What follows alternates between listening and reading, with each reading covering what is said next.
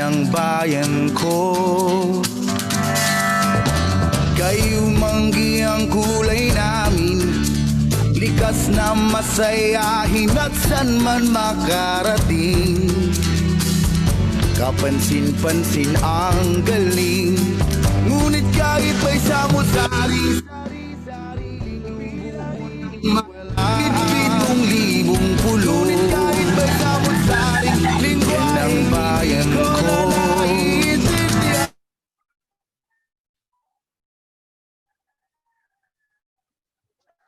Hello, good afternoon po sa lahat ng mga nandito. Isang mapagpalang hapon. Ngunit kahit may samot-sari,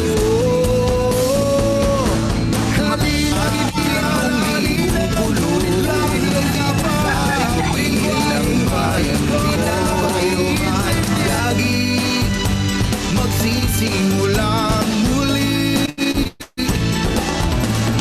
Kaysayang isipin na patungo tayo sa kaunlaran. Kahit samot-sari ay mananatiling iisa.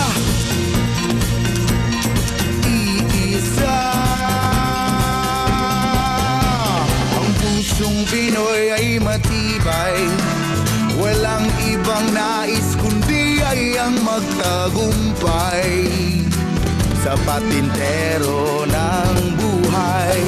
Ngunit kahit may samot-saring sari-sariling pinaniniwalaan, ngunit kahit may samot-saring nauusong ating kinahihiligan, tayo ay isa sa puso't diwa, hinding-hindi magigiba. Taas noo kahit kanino, ang lahi ko ay Pilipino. Halina't kilalanin ang lahing di pa pininuman, pinapagyo man lagi, magsisimulang muli. Kaysayang isipin na patungo tayo sa kaunlaran. Kahit samot-sari ay mananatiling iisa. Iisa. Iisa. Iisa.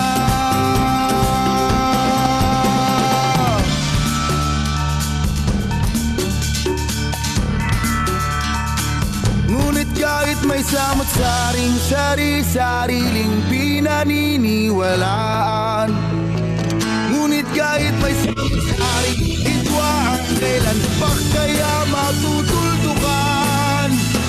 Tayo ay isa sa puso't diwa, hindi magigiba. Hello again.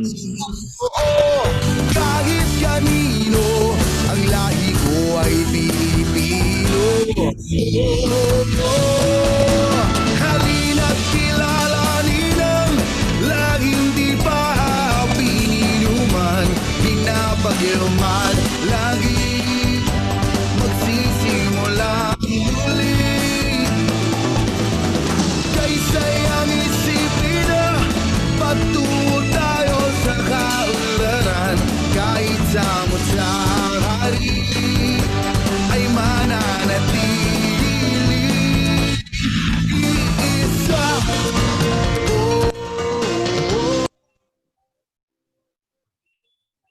Hello, good afternoon everyone. Hello? Rinig po ba ako? Hi, Jarl.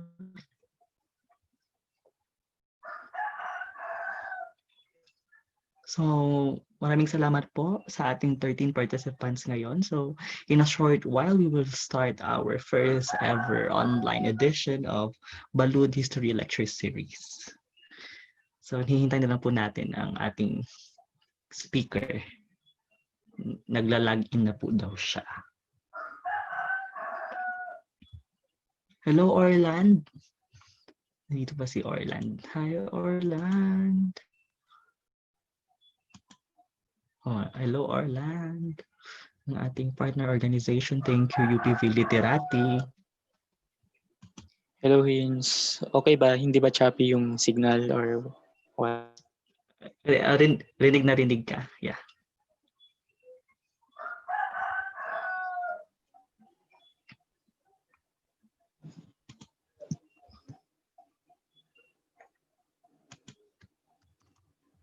So, i-admit na lang natin yung ibang na.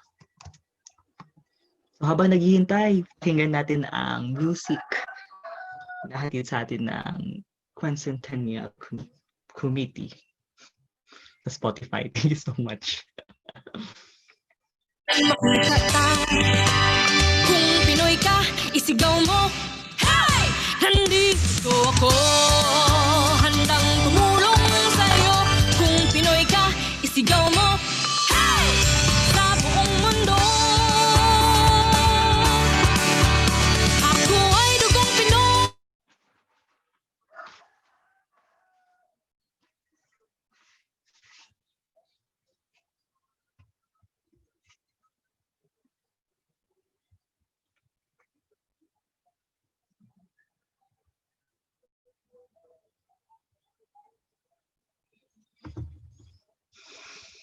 So, thank you so much sa ating 15 participants. We're live on YouTube. So, okay naman din munang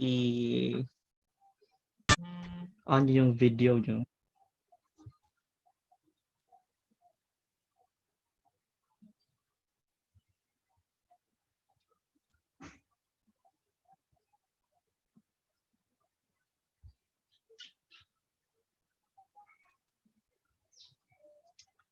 Hello, magandang hapon po sa inyong lahat. Excited na ba kayong makinig sa ating talk ngayong hapon na yun na.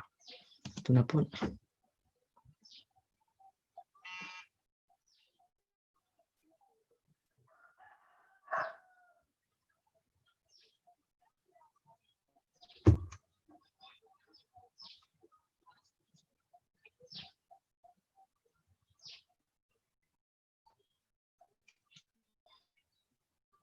Hello.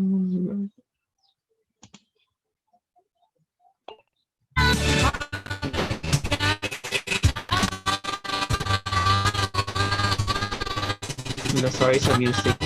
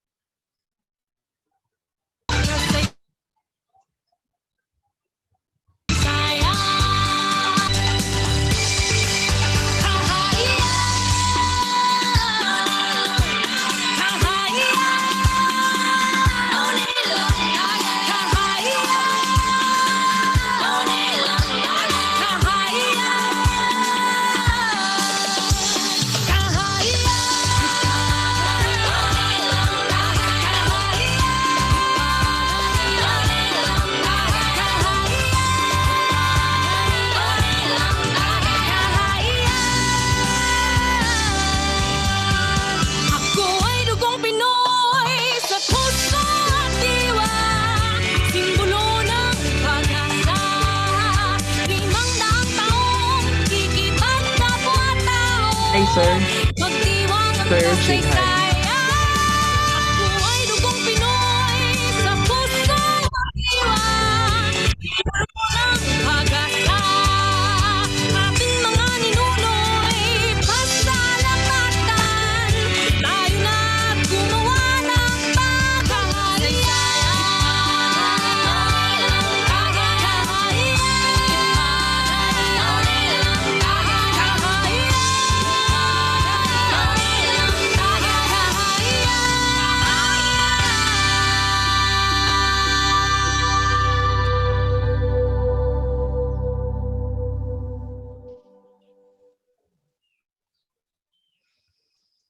Again, maraming salamat po.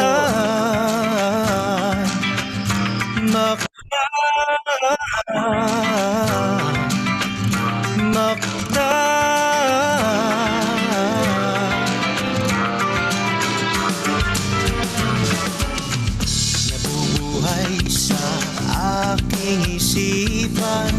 tuwing nakikita ang mga larawan, naglalakbay sa malayong nakaraan, isang paraisong Hi, sir. nais makamkamp. Isla na kung tawagin ay magtan. Magtan, magtan.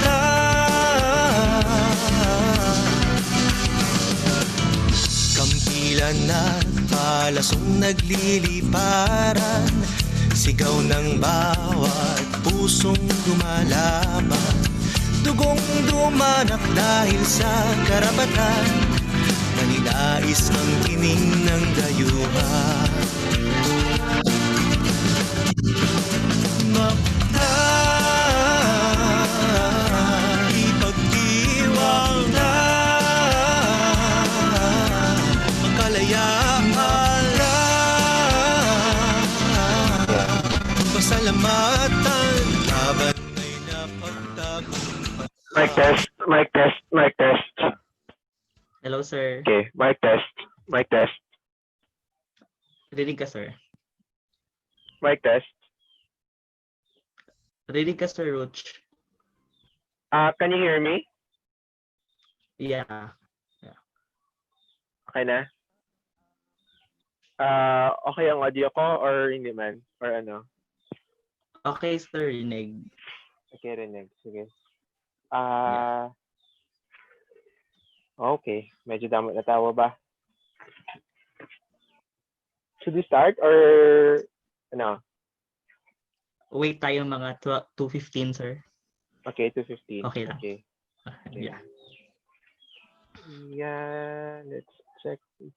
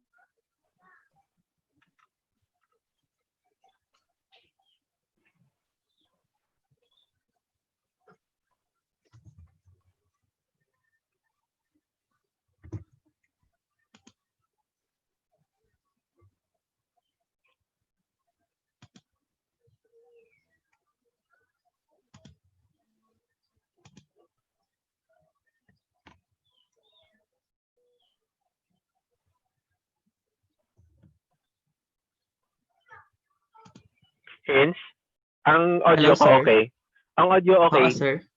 Oo, sir, I rinig, see. sir. Yeah.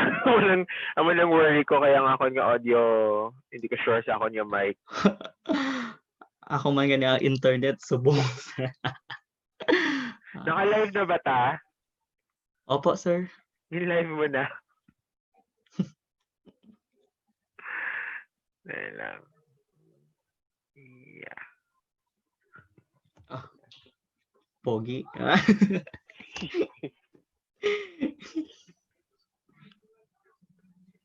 Try ko mag-share screen ah.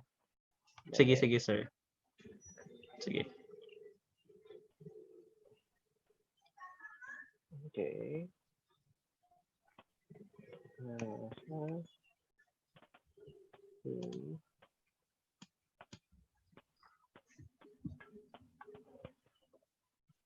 Okay. Yes.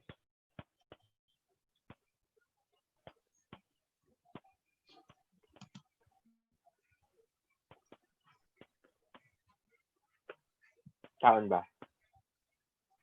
Medyo laki ng text ko. Dali. Yan.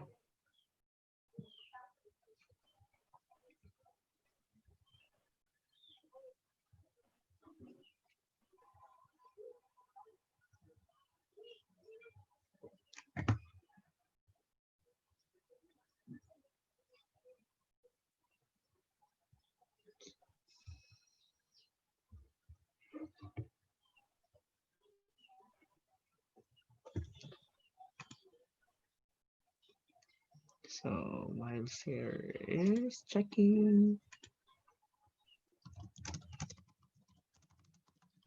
Okay.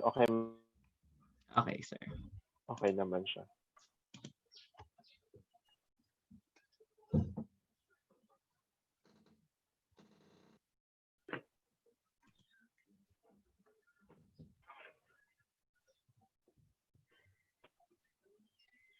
Sa YouTube, may way ka ba mabalaan kung pila ka tanaw or ano?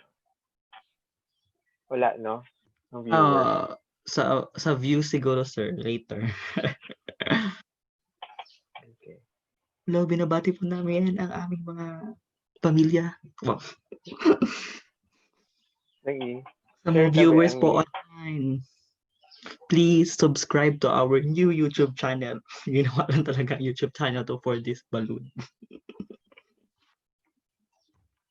Sino ni ang ginsendan mo si Alfie dapat ni ano?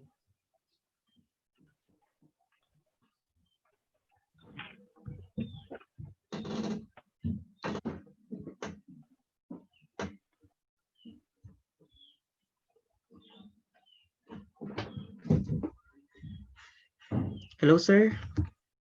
Okay. Sir. Start na tayo or wait tayo muna sir. 7 daw. Okay. Ano? You want to start? May kamo pa naman umpisa, di ba? Oo. So please hit the like button. Hit the like button if you're all ready. Okay. Feel ko busy pa ang iban sa ano ah.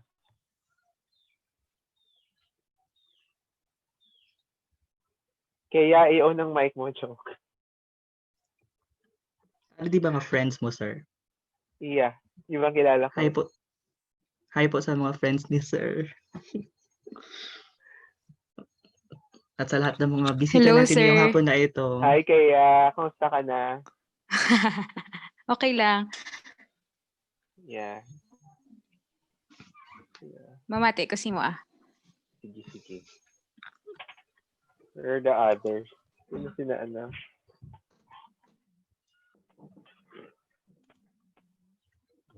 I think ang iba na history faculty ato pa sa ano, sobra pa sa mong course pa. Hi. Yeah. So, ang freshista, are wala. Why sila? Wala, sir. Pero nag-send kami ng invitation, sir. Pero di ba it doesn't have to be na may UPA email ka para makasulod ka, di ba? Yeah, sir. Mag-host lang man ang may limitation. Say for Mm-mm. example, hindi ka ka-premium, kung wala ka premium, hindi ka ka 40 minutes lang, limited yung time, sir.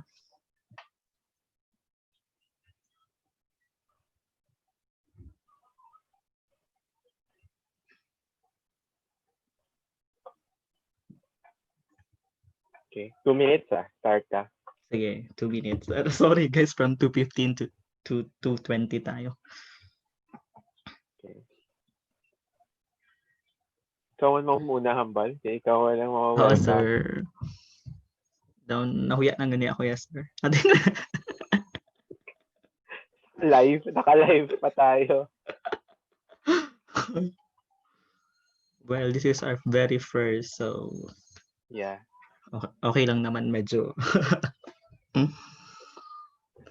Hoping not the last. Well, this is gonna be the mode for the rest of the sem Oh, or classes.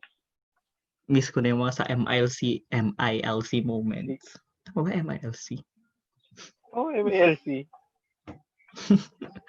Balud sa MILC. Balud sa MILC. I was thinking, before I left the office last June, kinagkanto ko to sa June, I took a picture of the office. Ay, Sa his, background sir. ko ba ang office? Background ko ba ang history room, ang office? Ayos naman to, sir. Di ba new paint man to? Yeah, Ang pero syempre, labas. when will we see it? Next year? Next year. I'm not sure. Sir, pag-graduate na kami. Third year ka pa lang gani. Oh, may 2 years pa nga. So, hello po sa Ano po kayo? bisita natin from Luzon, Visayas at Mindanao at baka naman may mga international viewers. Welcome again sa ating webinar. Ayan. Ang freshies ba, pilas la kabilag na interview niyo na? May ara kami 14 sa GC kasalukuyan, sir. So, Hmm. still searching sa 6. Oh, nice. Ano ba gabi nga skills ba nakita nyo ang 14? Contact tracer. Abi ganit namon, sir, 3 lang na sila. Dati. Pwede ka Sila ba ang nakapasa sa UPCAT, Gid? Ay, hindi ko balaan, sir, kay due to Privacy Act. So, Wala na, hindi na pwede. wala release. Sir, mag-PM ako sa iyo, ah. Alright. Okay.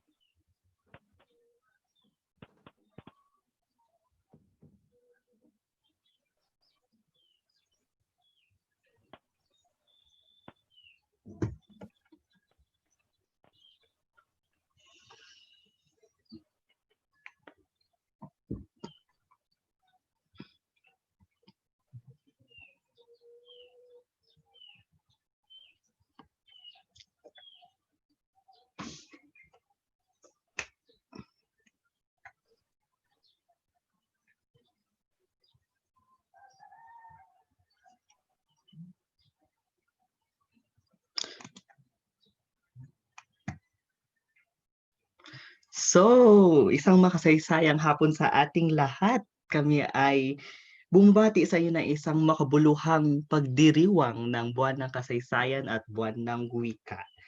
Kami po ay lubos na nagpapasalamat sa lahat na nandito sa paglalaan nyo ng oras sa ating kauna-unahang online edition ng BALUD lecture series ngayong hapon na ito. Ako nga po pala ang inyong nagiging host with a question mark. Ako nga po pala si Hins, mag-aaral ng BA History sa Universidad ng Pilipinas, Visayas. Makakasama nyo kami ngayong hapon upang mas mapalaliman pa natin ang ating kaalaman tungkol sa lingwahe at wika. Ang webinar na ito ay pakikiisa natin sa pagdiriwang ng buwan ng wika at buwan ng kasaysayan. Hatid sa atin ng UPV Camaragtas, course organization ng mga BA History students at UPV Literati, university-wide organization na kinabibilangan ng mga BA and Literature students sa University of the Philippines, Visayas. At nakita nyo po sa screen natin ngayon, ito po ang mga magiging ganapin natin ngayong hapon. So we will be having a kind of short talk. So if magustuhan nyo, mataas yung oras natin para sa ating open forum. But before that, before tayo mag-start sa formal talk ngayong hapon, let's hear some words of welcome from our very dear friend, our very own kasamang Orland Solis, chairperson, kasakuluyang chairperson ng UPV Literati. Hello, Orland. Are you here? So, ayun, magandang araw sa inyong lahat at maraming salamat na rin sa pagdalo sa aming webinar sa araw na ito. Ngayong buwan ng wikang pambansa, hindi lamang natin bibigyang diin ang Filipino bilang wikang pambansa, kung hindi ay pati na rin ang mga wikang bumubuo at patuloy na nagpapayabong dito.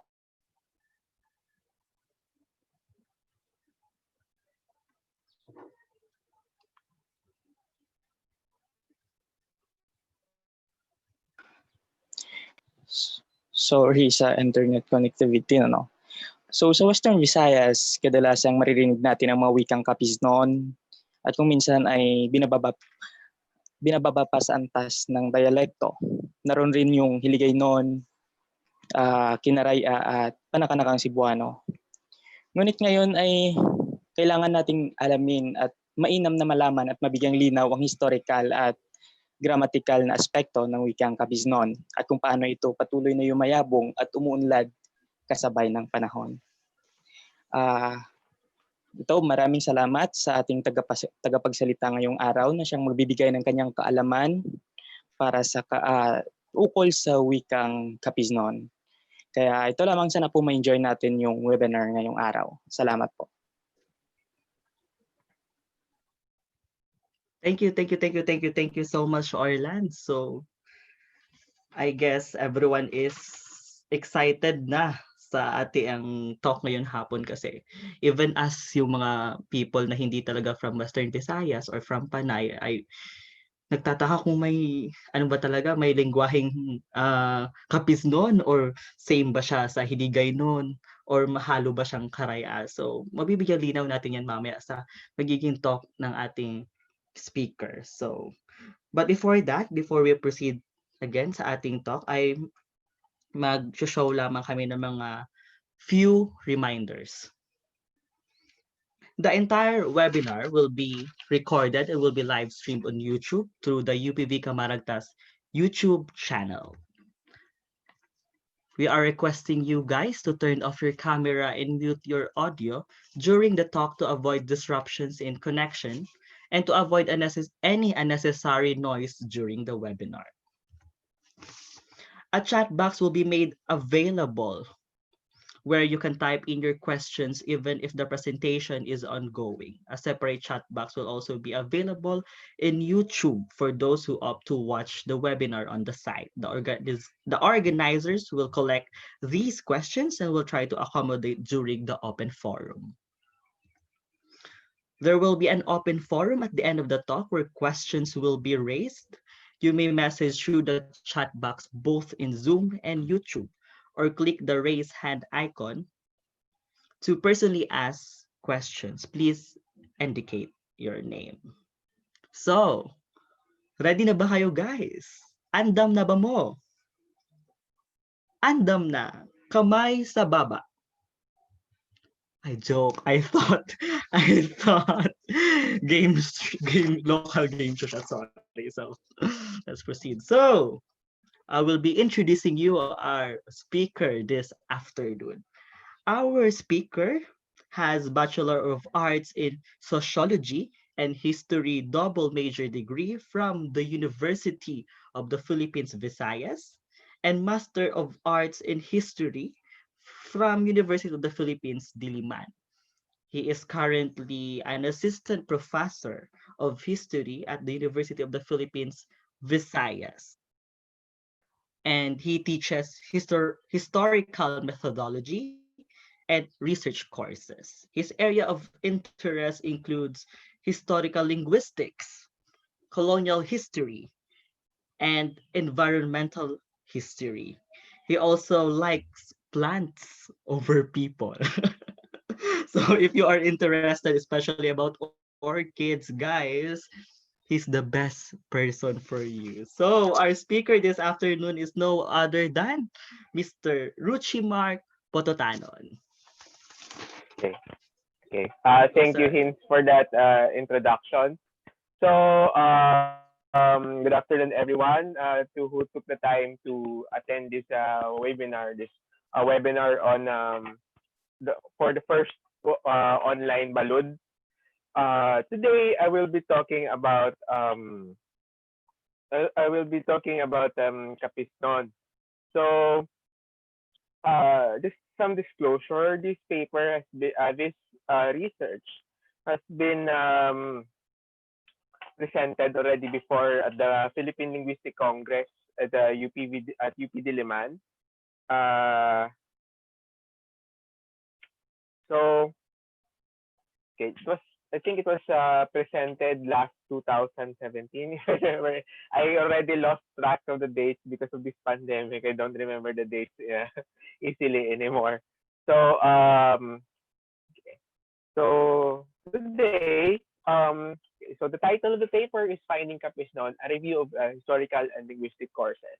So if you know any one of you here who has heard the word Capiznon for the first time ever, like ever, like you haven't heard of it ever, please make a thumbs down if you haven't heard of it ever. Okay. So this is the paper is about Capiznon. So this is the abstract. So Capiznon is a central Visayan language spoken in northeastern Panay Island, a northeastern part of Panay Island in central Philippines. So this study reviews the historical and academic treatment of Capiznon as a distinct speech variety. It will sift through archival documents such as colonial dictionaries and treatises, as well as contemporary ethnographic and linguistic studies. From the analysis of resources, a preliminary blueprint can be made to initiate a grammatical sketch. However, this grammatical sketch hasn't been started yet, which updates and verifies existing literature. Furthermore, the review of literature sheds more light on both the synchronic and diachronic dialectology of Panay Island and reassess the existing notions on its languages. Because on the later part of the paper, I will try to relate how is how or what is the consequence or what is the implication of say for example um, preferences in terms of language or the role of the lingua franca in the dialectology or the status of dialects or of languages in Panay Island. So okay, so key concepts here. Uh, what is a dialect and what is a daughter language or what is a language per se?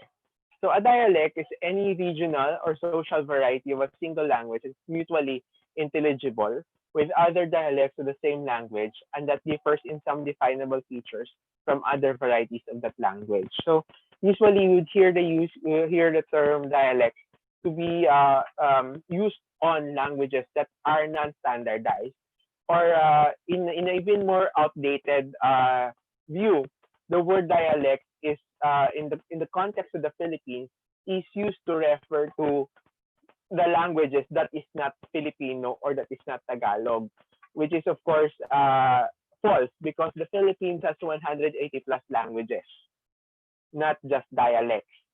So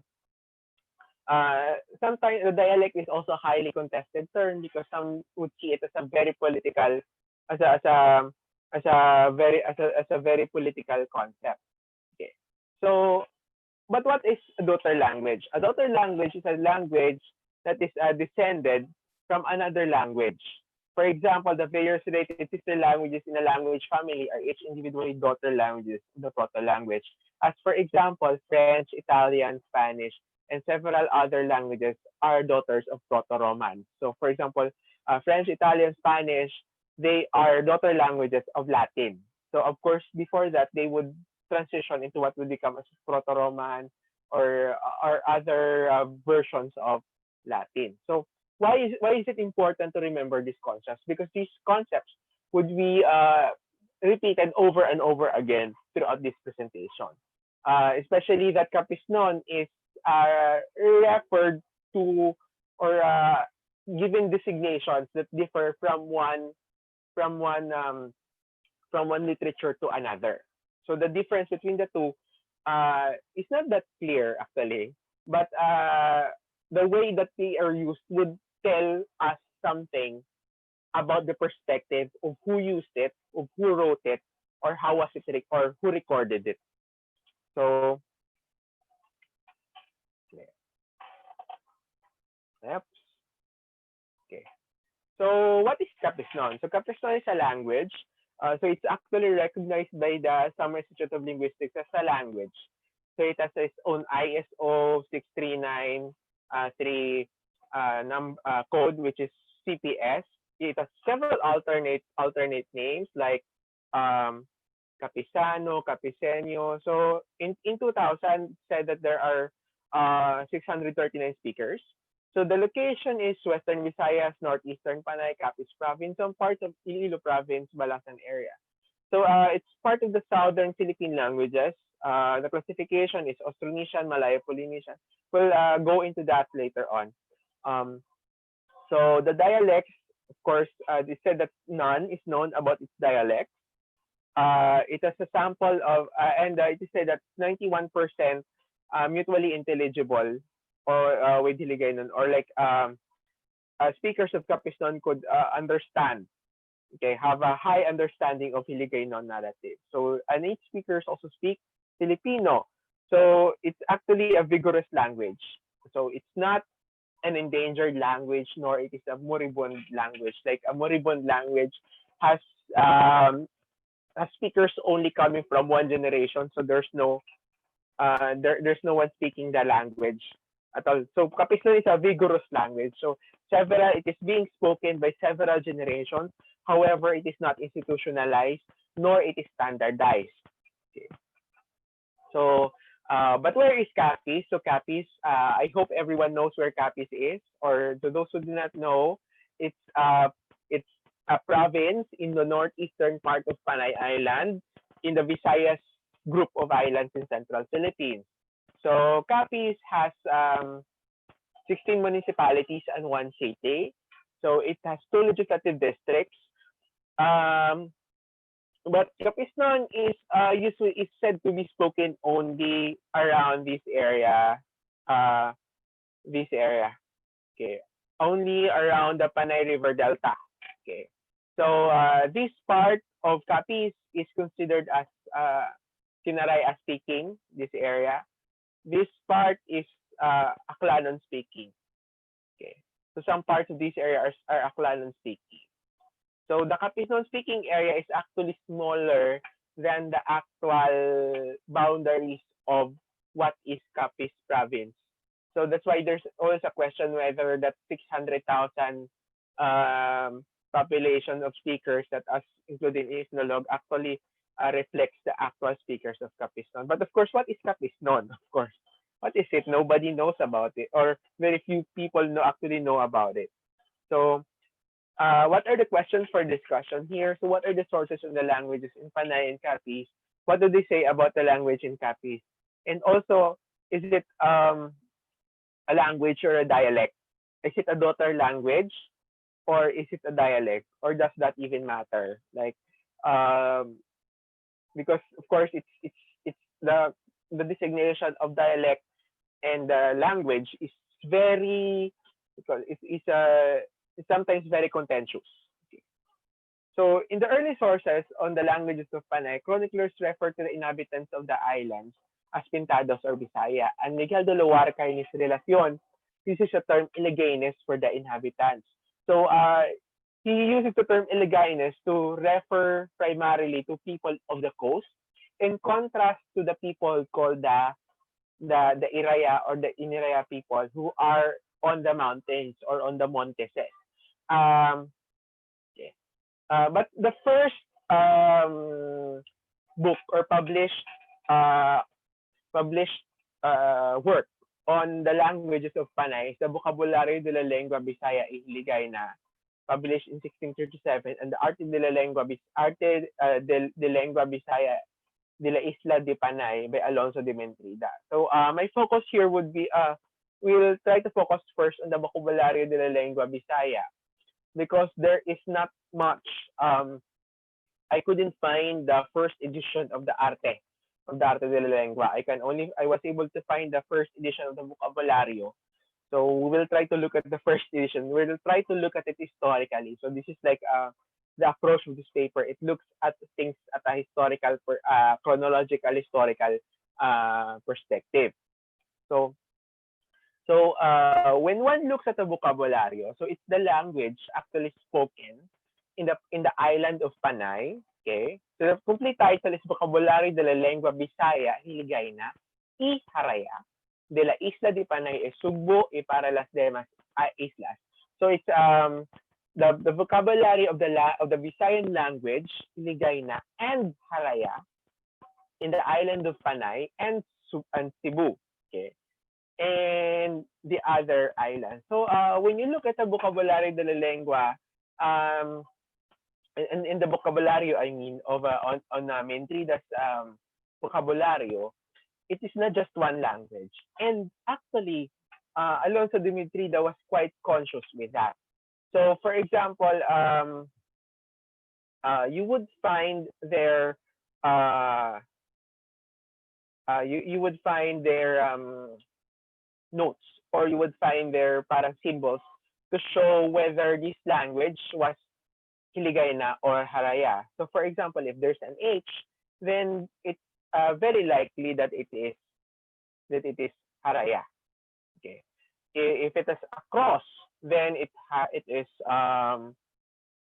Cebuano. It is from Cebu. But generally, the vocabulary by default is Hiligay na Espanyol dictionary. That's the second part. The first part is Espanyol Hiligaynon. The second part is Hiligaynon Espanyol. But if you see through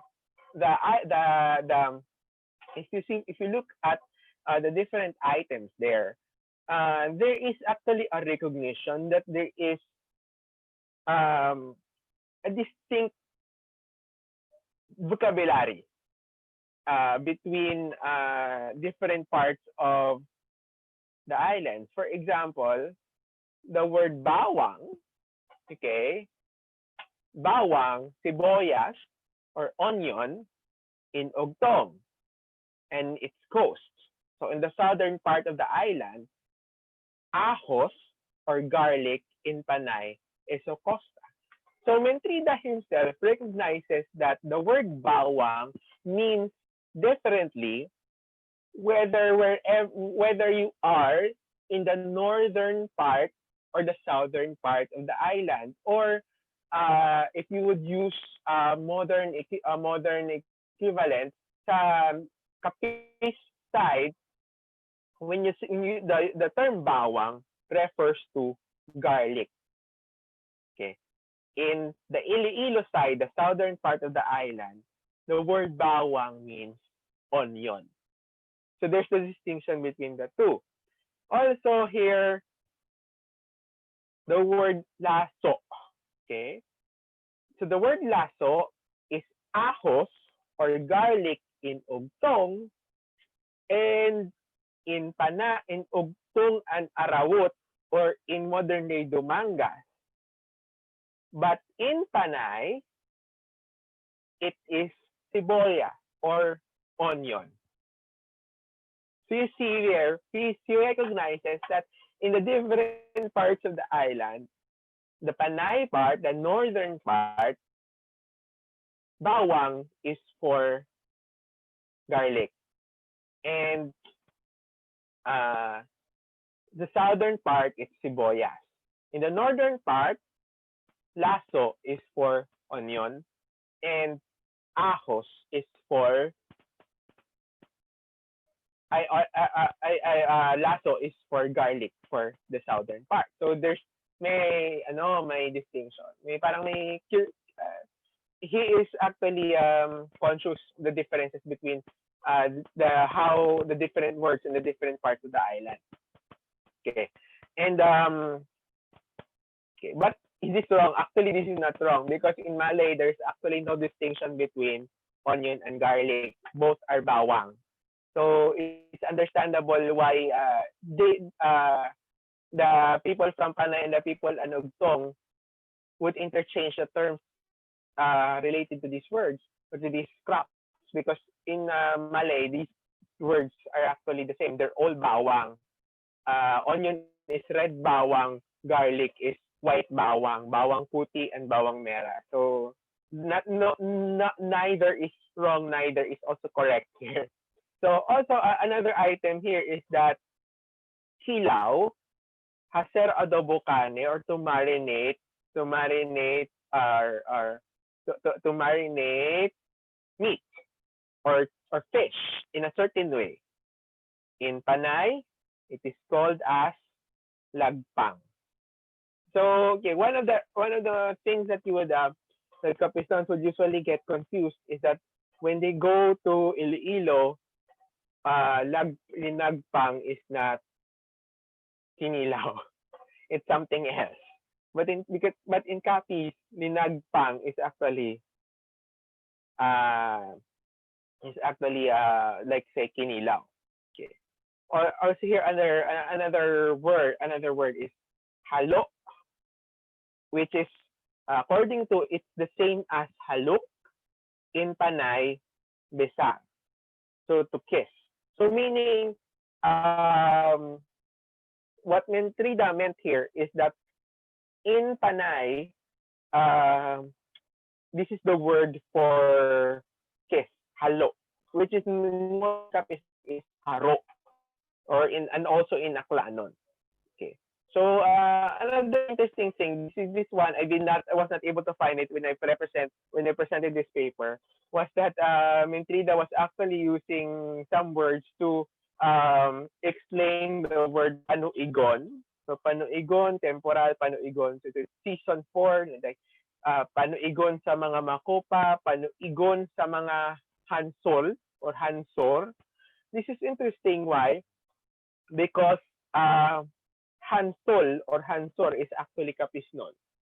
It's not Hiligaynon. I've been trying to verify this with other Hiligaynon Ilonggo speakers if they ever use hansol or hansor for Sanduricum Cochapi, santol. It's not used, but this is very common in Capiz. The word for Sanduricum Cochapi is hansol. So that leads me to actually to ask whether the Hiligaynon that is being referred to here by Mentrida is actually Hiligaynon as we know of it today. Diba, some people would be very pedantic in terms of saying na, ay, Hiligaynon is the language, Ilonggo is the people. But of course, when they say Hiligaynon, they would refer to the standard that is spoken in Iloilo City.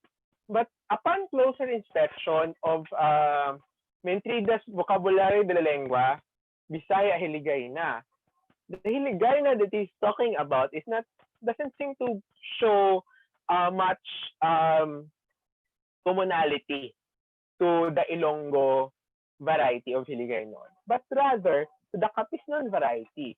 Because if you're going to look at these items, Hiligayna terms, yan, sara, kuya, tila, pila. So you would find here that Mentrida actually took much of the vocabulary items, or attests many of the vocabulary items as Hiligaynon.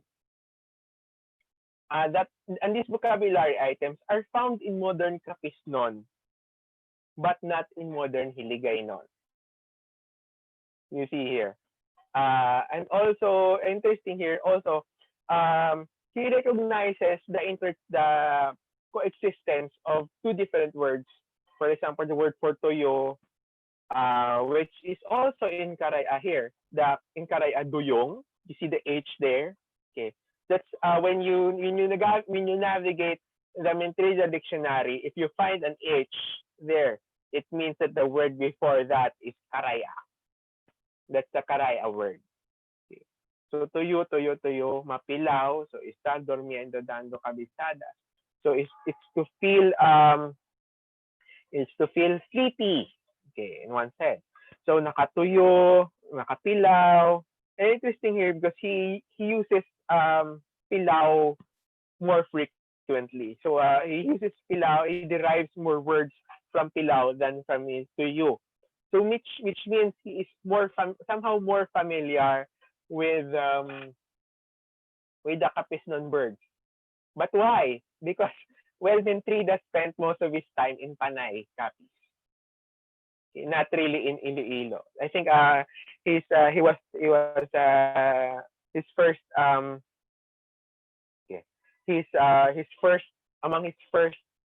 the first places in which he was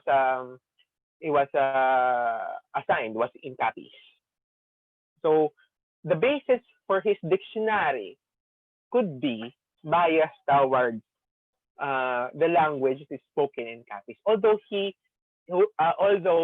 she makes distinctions, of course. He recognizes that there is also in Oton. Okay, there's a different language in Oton. So later versions of the artist. So this one is the later version of the dictionarios, but this one has been added already. So or has been revised. So I think this revision was by Compesta pala. This one was I think this one Aparicio who did the revision of this. But and this revision of the dictionary already has a separate section for the languages, for the words that are considered as Haraya. So interesting here, it says that Haraya is spoken in Aklan, Antique, Cebu, and also Leyte. Okay. So in Pueblos de Monte, usually, es donde usan más, en los pueblos de Aklan, Antique, Cebu, and also Leyte. So the Haraya, so the dictionary describes Haraya as something that is spoken in the mountains, okay, on the highlands. Okay. So there's not much actually data here in the dictionary, in the revision of the dictionary, that is different from the earlier that is different from the earlier edition of the dictionary. The vocabulary and the dictionary are almost the same, except for this last part. Okay. Okay. Next. This is the artist. What's interesting about the artist? So this is actually I think this is the third edition. I couldn't find the first edition, the 1627 edition. But it says something here about that. Okay, the word yana for that is used more in Iloilo, while in Capiz, ina is used.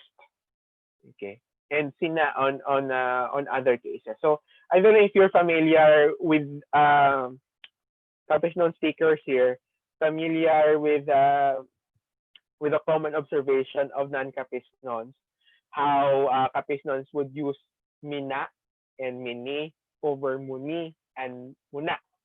So probably this is one early attestation of that. And also the word here, nyan, karon, or ahora, now, tara, ahora, ahora enseguida, I think. Let me see. Ahora, okay. Ahora en este punto, gilayon. So what is interesting here is that there's no actually subong here. Okay. So subong, which is Hiligay non Ilonggo. So subong would actually emerge only in later dictionaries, but not in the original and even the revised editions of Arte de la Lengua Bisaya Hiligay na. So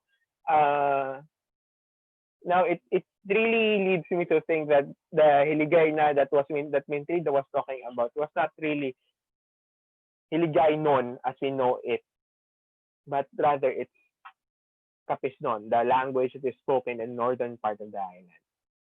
Okay, next. So other sources would be historical accounts which describe the language in Panay. So here is one excerpt from Conquistas by Fray Gaspar de San Agustin, published in the 1690s. So there is much commerce in the pueblo of Panay with the Spaniards, Sanglayas, Mestizos, and native Indians. The teaching is in the language Bisaya Hiligay na, which is also used in other provinces of the Pintados. However, the one spoken in the pueblo of Panay is the purest and the most elegant. So this comment is usually repeated by another historical account and is cited by an article by the late Father Noel Abalahon in describing the people of Panay. So there's this notion in historical documents about the purity, something like that, the purity of the Hiligaynon language spoken in Panay. It makes me think, how can they say that the language is pure or it's eloquent or elegant like that? Okay. So, after 2 centuries, the same similar comment will be made by Fray Juan de Fernandez. Okay.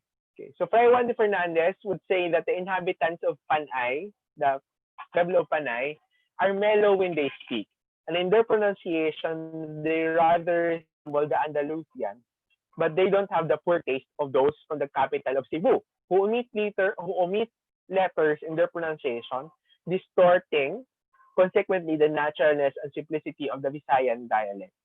The Asian writers noted already what we say about the Panayanon. So uh, this actually refers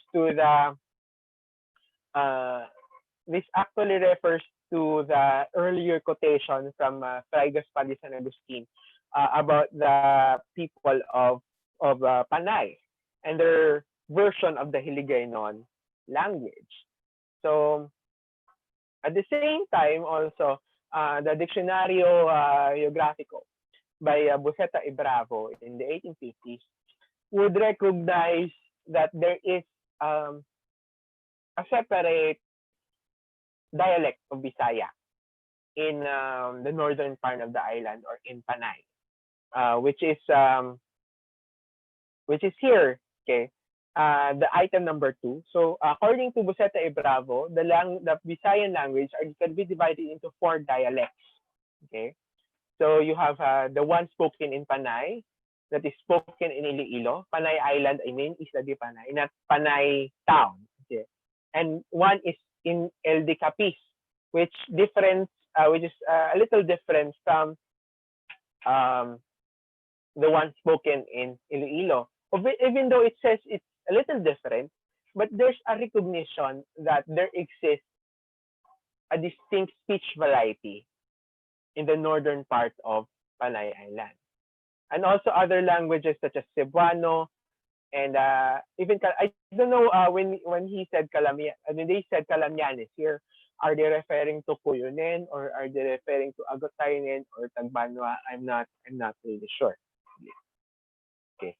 So the Kaufman Dictionary, Visayan English Dictionary, in 1934, does not really mention of a separate language or a dialect for Northern Panay, but mentions at least an item that is considered to be come from Capiz, like the word laong, to request license. Okay, to request license, ask permission, like maglaong ka sa nanay, ask for mother's permission, and which he notes that this term seems to have come from Capiz.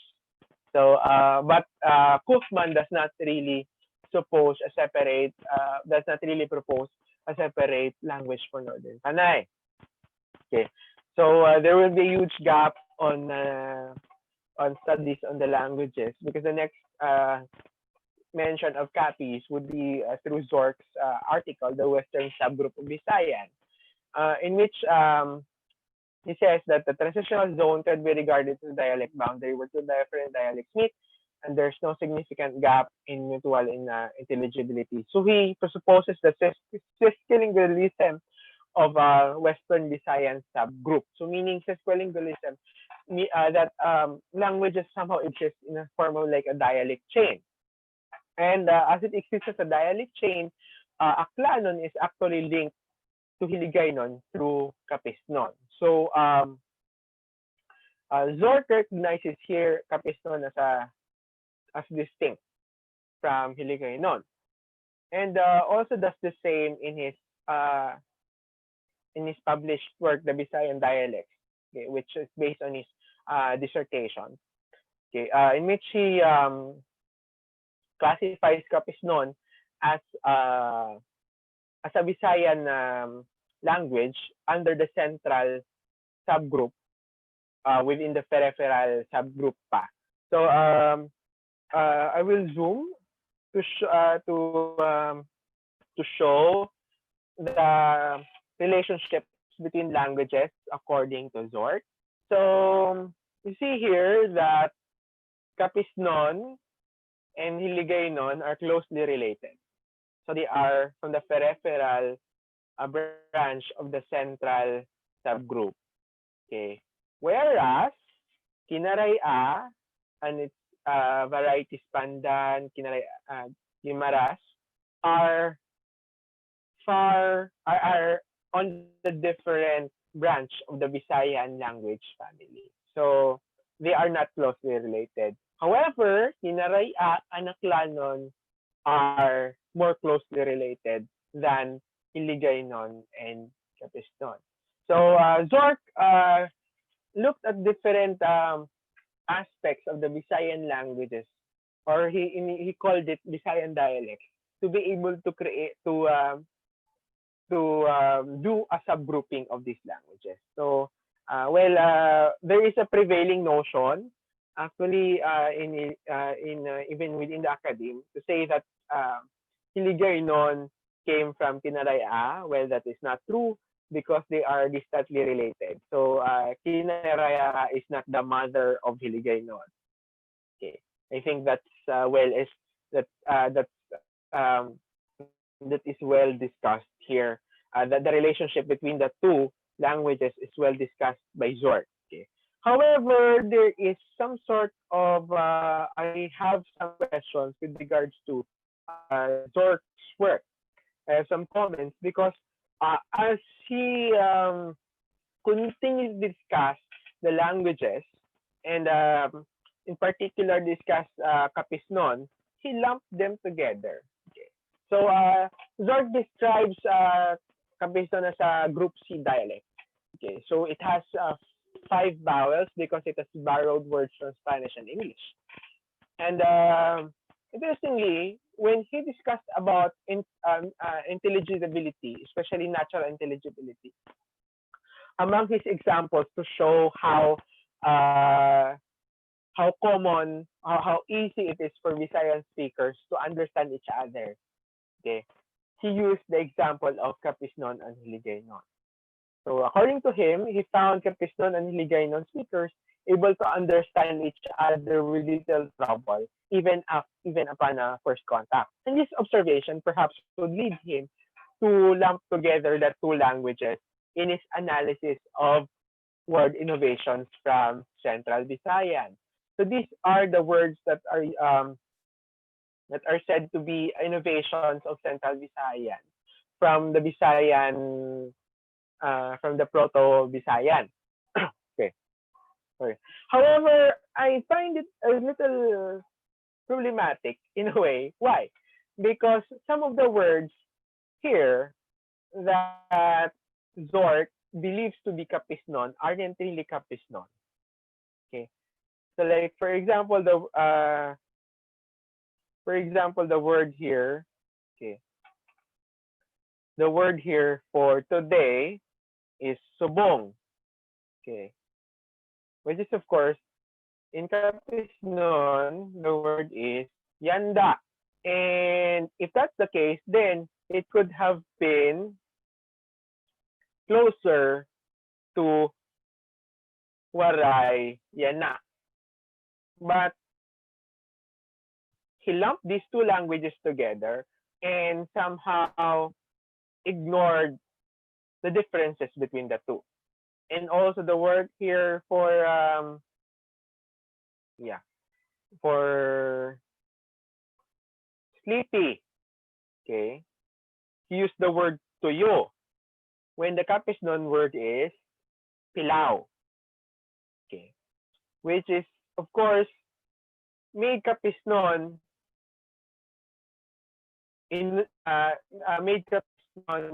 divergent from these languages when Capiznon would have much in common with these other languages who have pirao, pilaw.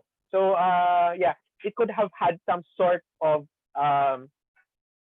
effect on the classification of Capiznon because but I am yet to see again the extent of the effect of this lumping together of Capiznon and Hiligaynon in his classification.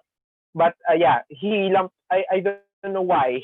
I don't know why he lumped these two languages together and completely ignored that some terms in Hiligaynon do not really correspond, are not really the same in Hiligaynon.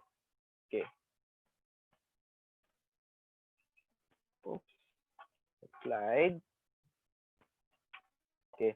So aside from linguistic studies, there are also unpublished theses. So this is actually there's a lot of information from these two theses. Uh, they are by Josefa Argos and Lagrimas Ubal. So they are now found at the College of Education Library at UP University of the Philippines, Diliman. So kasaka sa Eduk Library. The sad thing is that because it's thesis, I could not really have them copied or reproduced. So I have to copy them by hand, one by the data one by one. So these are quite old. They are 1969 and 1970. So it's a part of a project which tries to record or to document languages in the Philippines. And among the provinces that were the subject of this study was Capiz. And luckily, there are two Capizenias, perhaps, that are studying in Diliman, who made this thesis. So I think I hope I don't know if there are descendants or relatives here of both Argos and Ubal. If you have a copy of the thesis, please help me have it reproduced because I was only able to take note of a few parts. So I hope there are relatives or descendants listening right now or watching this webinar. So the first one was by Josefa Argos. So they have a 200 item vocabulary. And they also segregate their data based on the ages of the respondents. So the segregation of the data. So they will have a word, and they will ask people coming from different age groups. So what is the equivalent in their language? So one group is for 65 and above, one group is for 30 and 45, and one group is 14 to 25 years old. So if these two theses are very important because it can allow us to look at how languages vary, or the vocabulary choice varies depending on the generation at a particular period of time and in particular towns or particular areas in Capiz. And because if you would see, they both cover different towns. So Argos covers Rojas, Panay, Pilar, Dumalag, Mabusaw. Ubal covers Ibisan, Sigma, Panitan, Dumaro, Presidente Rojas, and Tapas. Okay. So Argos generally describes the people of Capiz as speaking a variety of Hiligaynon similar to Iloilo, with differences in intonation and some word variation. So that's her gen. Although she of course would indicate that the word for now is actually nyanda. It's not just yanda, but it's actually nyanda. There's an N. Okay. So, but much of a more interesting say the more interesting data is found in the work of Ubal, because Ubal records this phonological peculiarity in the town of Panitan. So I am from Panitan. So when I was reading this thesis, I was like, oh my God, like this is true. I thought I was just imagining. I thought it was just like fake because this is how my grandparents would speak. And when I first read this thesis, I thought, oh my God, this is like some sort of validation of the things that I've been hearing when I was a kid. So words like, for example, darak for aunt, bugawin for boastful, suwig for cock, matig at uwi for dull, um, maalan for intelligent, daigan for run, the weak for selfish, uwi for head, and bae for house. So ubal describes this phonological peculiarity in which the L, okay, becomes a W or a Y. So for example, the word uh, bugawin in Ilonggo, Hiligaynon is actually bugalon. The word suwig is actually sulog.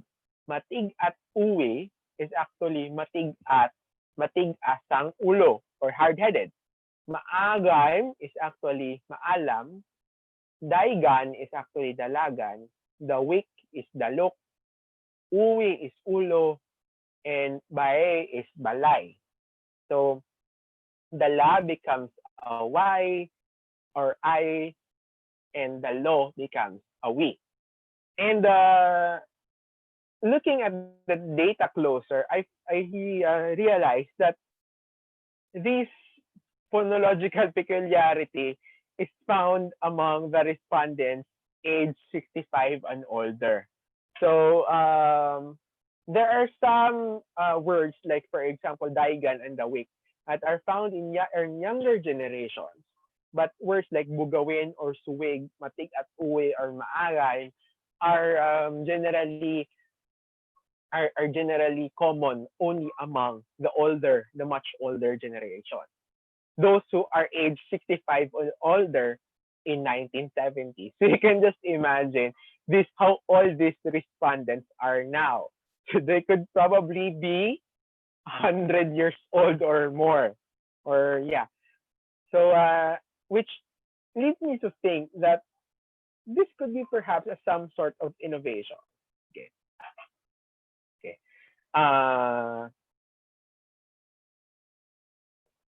Okay. So common for our respondents age. Okay. So may have something to do with the, and according to Ubaldes, it's something to do with the preceding and succeeding vocoid.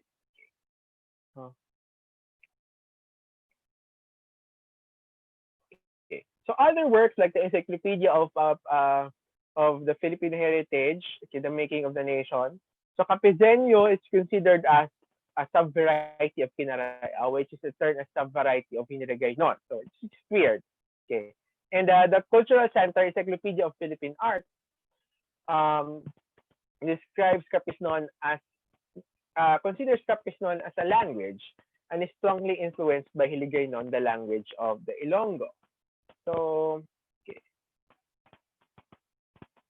Okay, so another important published work here was the one published by Eliza Oigrinio. Okay, interesting because this is published in 2011, but I tried to look closer, or I read the preface. According to Grino, the data was actually collected sometime in the 1970s. So if you're familiar, Grino has, I think, a Hiligaynon dictionary. Okay. She has a Hiligaynon dictionary. And this work, which is the Hiligaynon dialects and the implication of its spread, something like that. Okay. Tries to look. It's the study of the dialectology in Panay, the dialects in Panay. So according to Oigrinio, Hiligaynon has three subdialects: Ilonggo, Capiznon, and Nabasnon. So Capiznon differs from Ilonggo because of the following characteristics. One, it uses L extensively than R. So for example, the word for fins, which is silik in Ilonggo, sirik. The use of R instead of D. Yeah, and I can say this is actually correct. For intervocalic intervocalic words, like for intervocalic intervocalic position or in between two vowels, like for example, iro versus ido. Another example actually is siro versus sido for hiccup. Okay. reciprocal action, sinumbagan versus sumbaganay, different derivation, panginhason versus pakinhason, and also different vocabulary items which she lists here. So these are the vocabulary items. There are some Capiznon students here who have been in this. I think there are some Capiznon students in this forum who have been studying in Iloilo, and I think you are very familiar with these things because these are the words that betray your Capiznon identity. Diba? Can I get a thumbs up? Okay. For any Capiznon who has used these words in Iloilo and was met with a puzzled look. Okay. So words like agud od, okay, bakog, daha, habok, hubak, karwagan, king, pinomo, kuratsa, kulikon, libod, lunob, muringat, urok, uyapos, patawa, piking, puya, sudlay, tangis, tinai, tipas, tipig, yanda. Okay, so these are the words that okay, so at some point become some sort of Capiznon shibboleth. Okay, so furthermore, within Capiznon, Oigreño recognized different lex, and she describes what is called as deep Capiznon. So parang madalom na Capiznon. And within madalom na Capiznon, he describes the lex called Pan-Ayanon, which has, according to her, has a peculiar phonology also, like the one borrowing from, which is shaped by borrowing from Aklanon, because Aklanon has a ra for many L sounds. So for her, this is Aklanon influence. Okay.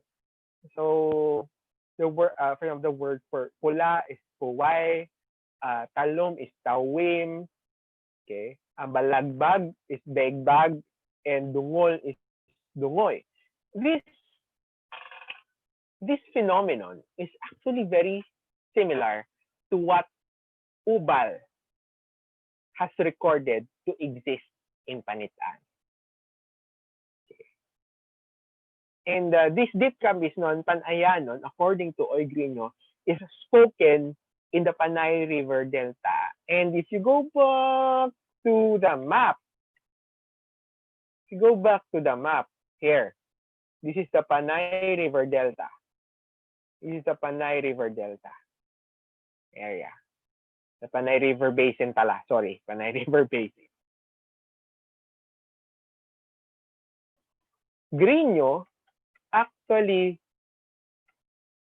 somehow reiterates what Ubal has discovered. And not only that, but if you're going to look at it, they perhaps gathered the data in the same period. So well, I can still hear this because I am from Panitan. I can still hear this, but only among all people. But sometimes you use it, but not that frequently. Okay. This kind of phonological innovation in which our L's become W, or for example, pula becomes puway, magulang becomes maguway, ulan becomes uwain, and talom becomes tawim, tikalon becomes tikawin. So I can still hear this. But yeah, even uba, but well, of course, these are not treated. I am yet to see work in Capiznon that has this kind of that records this phonological this phonological deviation. but some words are very regular that you would rarely have that. But some innovations have been very regular that you would rarely hear the original word. Like for example, the word the for example the word for example the word that you used to refer to buying rice, which is in Ilonggo dalawat. You would rarely hear dalawat anymore, but you would hear the word daiwat, which is through this chronological innovation. So yeah, next slide. Okay. So Oigrino also describes other Capiznon leps, different parts of almost for every town. So you have the Ohanon for the Dao town, Sigmahanon. Okay, so in Sigmahanon, she observes that there is the ra sound in Aklanon. Okay, and sometimes this ra sound disappears. So there's the use of both kinaraya and Aklanon pronouns and the use of both it and tang. So, but if you're going to go back to the data by Ubal, the word for hard-headed, matig or for dull, matig at uwe actually has an it in it. But that was in Panitan. That was data from Panitan. And of course, but I can attest to that because until now, it is actually used, even in Panitan. The same way in Sigma and also in some parts of Ibisan. So the key difference there is that sang is used for possessive, but it for any other usage. Okay. Quarteronhon, the use of Karanaya diacritics like dia, daya, and tuya. In place of kinaraya naklanon, kinaraya R to L, and naklanon D to R. Okay. So dumaraw nun is kinaraya. One half of the vocabulary dumaraw nun is kinaraya. So I think we're about to wrap up now. Okay, so conclusions. So okay. Historically, there is a recognition of the distinction. So even as early as the time of Mintrida and Buseta e Bravo, they have recognized that the northeastern part of the island has a distinct language. Okay, so like the description of the Ugtong, which is for Iloilo, Ilonggo Hiligaynon, the Panay, which is of course what would become as Capiznon, and Capizenyo. So there's also a recognition of distinct vocabulary as early as 1637. So, and there's the presence of phonological innovations in particular areas. So this phonological or innovation of sounds, the one that I mentioned, that the one that Ubal and Oigrino mentioned as in which the L becomes Y or W. However, yeah, this velarization or diphthongization, a form of an aborted innovation. Because if you're going to look again at the data on the prevalence of this phonological innovation, it seems to be common only among the elder people. The newer generations does not seem to carry over this kind of innovation. So, is this an aborted innovation? Okay. So, but why are innovations aborted? Like, Capiznon, spoken in some areas, have started to develop different varieties or different sounds. But why is this development? Why is starting to like parang nag-abort siya? So like Bakit nawawala? Why is it disappearing? So one possible answer to this is that the role of lingua francas. Okay. And the lingua franca in Western Visayas is Hiligaynon. And that Hiligaynon is thought to be based on the Hiligaynon of Iloilo City. And all other deviations from that standard are seen as non-standard, of course, because you set the standard based on a particular speech of a particular area. So speakers, because there is a notion of a standard, sometimes people would try to adhere to these standards. And it has happened a long time, actually. Because of Iloilo dominance, regional dominance of Iloilo, and also of Ilonggo culture and language, it has resulted also to the dominance of Ilonggo, Hiligaynon. And only recently that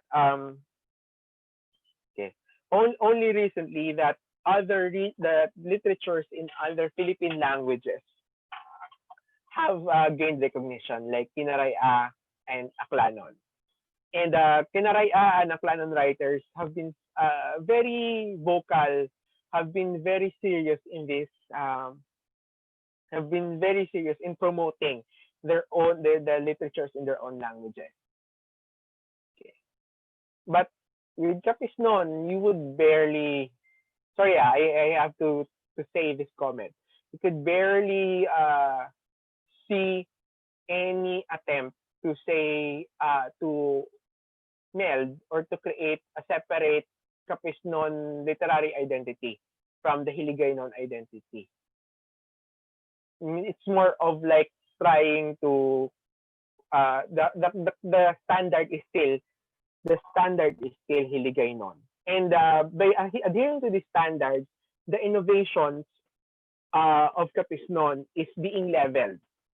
And leveling is not just on and this leveling is not just on the academic or in the literary level, but also in the personal level. So okay, I have this ongoing research on the social linguistics of Capiznon. And in our focus group discussions, we tried to interview Capiznon speakers who moved out of Capiz.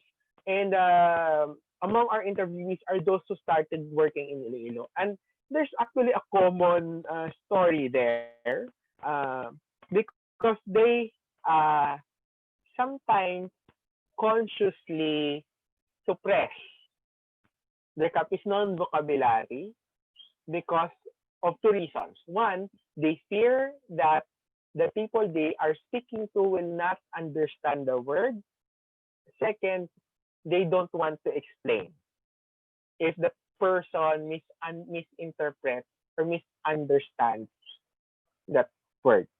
So there is the innovations in Capiznon are do not come into a particular, do not really something like that, if in full bloom or then full force to make Capiznon a language. And also another problem here is that in Capiz itself there is a huge variation in terms of languages. As they say that in Capiz there are different ways of calling a Carabao a Carabao. Okay, because of some parts of Capiz not really Capiznon speaking, because some parts of Capiz are Kinaraya speaking, some parts are Aklanon speaking, and languages in Capiz exist as a continuum. So you cannot really pinpoint where is really, say, core Capiznon or or say standard Capiznon, because in each town there seems to be some sort of variety of the language. But of course, there are varieties that are very unique, that do not have that have less in common with neighboring languages such as Aklan and Kinaraya than with other varieties. So for example, the varieties that is spoken in the Panay River Basin or Panay River Delta area, these are the varieties that we can consider as the most unique, because um, it's not really directly influenced by Iloilo Ilonggo or by Kinaraya or by Aklanon, because the border towns are in some sort of in one way or another are may there's a mixture of languages. So which actually makes it difficult to think how can we start a grammatical sketch of Capiznon. So because until now, the definition of what Capiznon is and what isn't Capiznon is quite difficult. Um, but this paper tries to make recommendations if if ever there's in the future, before the innovations fully disappear, or before we're left with no trace about it. Um, these recommendations would include updating of linguistic surveys with updated theories. So and methods, because for it's time to look at whether the innovations that are recorded in the 70s do still exist, or are there new innovations? That's the interesting thing. Are there new innovations in Capiznon speaking area? And also utilization of studies in existing protophonology, especially in the case of liquids and the D protophonemes. So because there are the RLD consonant is very call this very fluid, because most of it's very fluid because it becomes fluid in most Visayan languages. So trying to look at how the R, L, D, W sounds interchange in between different speech varieties could also help us map out the changes in languages. Also, one thing is that no study yet is done on the Capiznon pronouns, especially the T possessive emphatic pronouns. So what is this T possessive emphatic pronoun? These are the pronouns tia, tila, tamon, tia, tila, takon, timo, tia. So these pronouns do not exist in Hiligaynon. There is no tila in Hiligaynon, but there's tanda in Kinaraya, and there is anda in Aklanon. So why is it important to look at these pronouns? Because these pronouns could be the key to answering the relationships between the languages in Panay. So these pronouns could be an areal feature. It could be a feature that was developed by Capiznon together with Aklan and Kinaraya, but Hiligaynon did not. Or it could also be a borrowing by Capiznon from Aklanon, or maybe the other way around. It's the borrowing from Aklanon or Kinaraya, the borrowing of Aklanon and Kinaraya from Capiznon. So until we look at how these pronouns figure in the larger language families.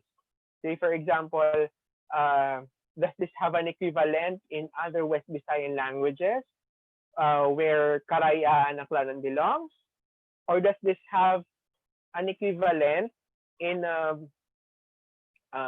languages like Bantuanon, Porohanon, which is related to Capiznon and Hiligaynon. So by somehow reverse engineering or somehow comparing them in a wider language, the language family, we could make we could hypothesize on the borrowing relations because it's very important.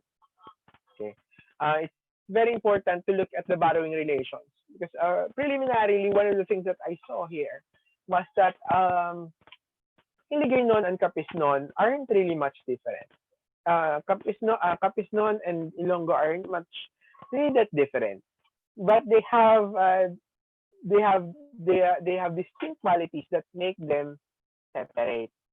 And at one point, the distinct qualities that make them different is due to their constant contact with other languages. Okay. In the case of Capiznon has been borrowing heavily from Aklanon. And through this heavy borrowing, it developed its distinct qualities from Ilonggo. The same way, Ilonggo or Hiligaynon borrows heavily from Kinaraya and becomes distinct from its close relative Capiznon. So they are there are actually questions here. Are Hiligaynon and Capiznon different? Well, they are different at some point, but yeah, it's still up for debate. I think that's all for today. Thank you very much, Madam Ugid sa salamat. Okay.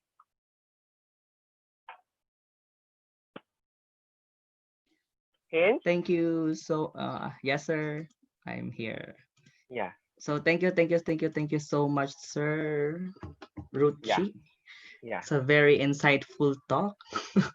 Siguro hindi lang ako yung naging mas curious pa tungkol sa Capiznon na language. So, at this juncture, so magkakaroon tayo ng open forum kung saan nyo i-raise ang inyong mga tanong.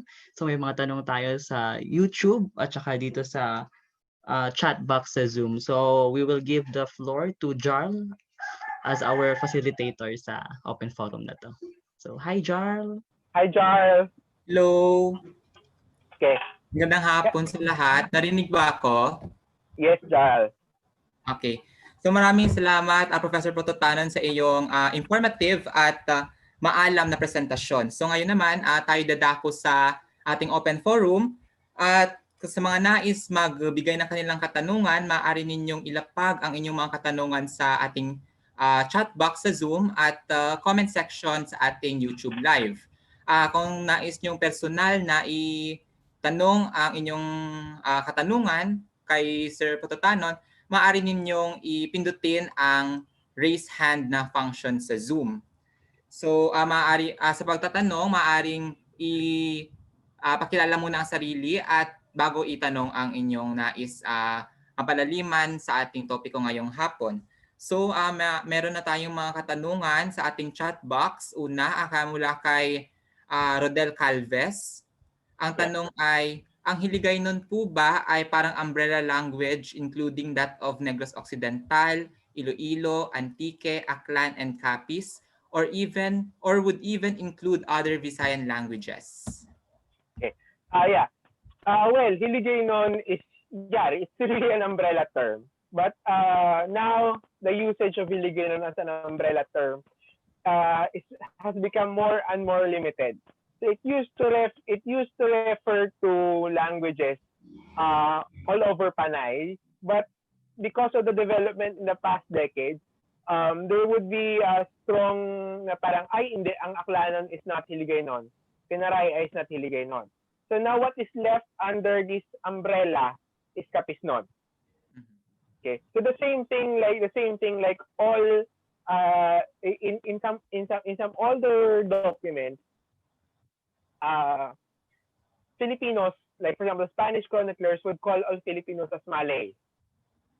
But of course, we are not really Malay anymore. So we cannot say that it's correct, or like all Filipinos or all natives are called as Tagalog or Tagalos.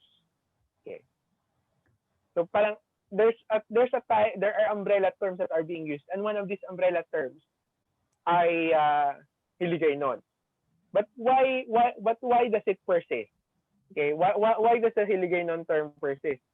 Because of yun nga, because unlike kinaraya and aklanon, Capiznon is very hard to define. It cannot really jump out of the umbrella as easily as, say, for example, as hiligaynon and as easily as aklanon or kinaraya. However, if you're going to look at, when you ask people what is hiligaynon, and they would try to create or to give sentences from hiligaynon, the sentences that will be given, the data would be elicited, is hiligaynon of Iloilo City or Ilonggo hiligaynon. So yeah, it tries, and some, I think this is my personal opinion, the reason why hiligaynon stays stays in its currency, why is it still being used, especially in the academe? Because it's politically, it's also politically neutral. It's politically neutral, because even if speakers of hiligaynon, even if speakers of hiligaynon would call the language Ilonggo, diba? Ordinary people would call it the language. What's your language? Ilonggo. But that would not include other supposedly speakers of the language, because the language outside Iloilo was not recognized as a language. But they have a language. Yeah, parang gano'n. Parang, ano ba tawag nito? They want the language term to be inclusive, so they avoid the use of Ilonggo, because Ilonggo would limit it within the borders of Iloilo City, of Iloilo province pala, I mean. But in reality, what is being created or being put in the framework as hiligaynon is still the language that is spoken in Iloilo City. There's no really recognition of the variations, even so. And also, if you use hiligaynon, then you could conveniently include Negros Occidental in the picture. But of course, within Negros Occidental, there is Kawayanon, which is also not really standard hiligaynon. So that's why it's quite difficult also. It's subject to debate whether Capiznon should be considered as a separate language. But linguists, some sources consider it as a language. But not, They consider it as a language. More questions? Okay, sir. Thank you, sir. So meron tayong mga tanong mula sa ating YouTube live. Mula kay Ritz Castillo. Okay. Are there Capiznon dialects brought by Capizeño settlers in Ilonggo, Mindanao? Yes. Interestingly, I knew of this when I was in Baguio. So ang katabi ko sa bus, they are they are parang they are sisters. Tapos like I was listening to them, oh my god, they speak like people from Panitan, from my town. And then I asked them, ma'am, taga diin ka mama? Taga Kuang kami, taga Cotabato. So it seems gali na ang family nila are migrants from Panitan. So they like third generation from Panitan. So yes, there are communities perhaps. However, yun nga, very pervasive ang identity nga Ilonggo, that it levels all other parang deviating, I don't want to use the term deviant, okay? it levels in a deviating it levels of other deviating identities. So there are communities in Mindanao that speak that could perhaps speak Capiznon. However, if they are lumped together with with groups that speak Hiligaynon that is Iloilo based, then chances are they would also adapt to the standard, to the language. They would lose the uniqueness of their own language. But yeah, okay. Other questions? Okay, sir, thank you. Another question from Ritz Castillo via YouTube Live. Are there Capiznon words in Negros Hiligaynon brought by Capizeno settlers here? I'm not really sure. I haven't looked at it yet.